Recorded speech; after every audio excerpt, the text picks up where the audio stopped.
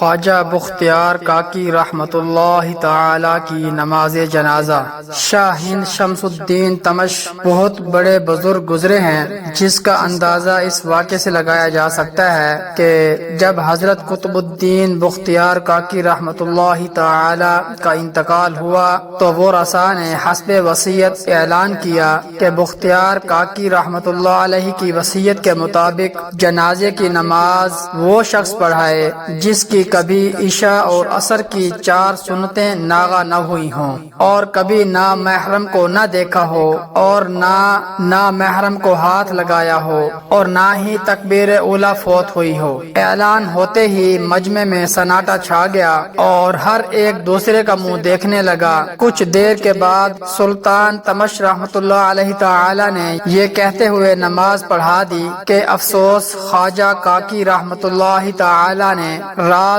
ظاہر کر دیا۔